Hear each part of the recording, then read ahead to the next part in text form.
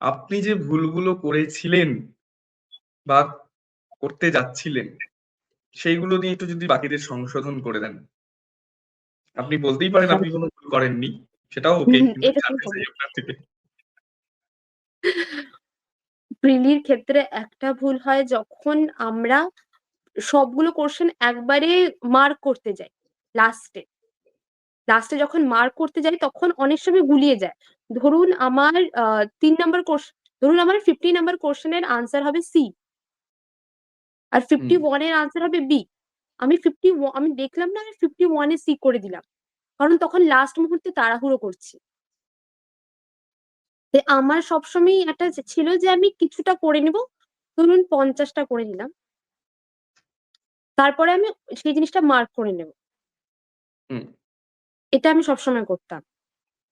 আর আরেকটা জিনিস যেটা ভুল হতো সেটা হচ্ছে একবারে করতে করতে কখনো আমি মানে এটা করলাম এটা করলাম সঙ্গে সঙ্গে মার্ক করলাম, সেটা করতাম না। আমি মার্ক করে রাখতাম, ধরুন যেগুলো আমি একদম কনফার্ম, ঠিক আছে, সেগুলো আমি মার্ক করে রাখতাম।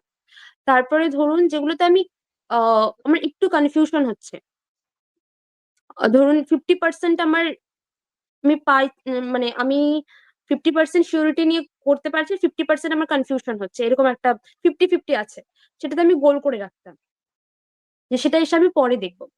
তারপরে ধরুন আরেক টাইপের হতো যেটা আমার 33% শিওর আমি, সেটাকে আমি অন্য একটা টাইপের কিছু মার্ক করে রাখতাম।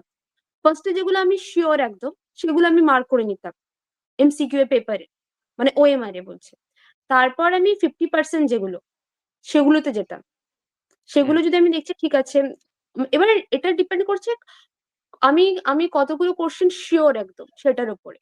তারপর আমি 50% করতাম। তারপরে যদি আমি দেখি যে তারপরেও আমার ঠিকঠাক একটা অ্যামাউন্ট হচ্ছে না, তখন আমি 33% যেটা সেটাতে হাত দিতাম।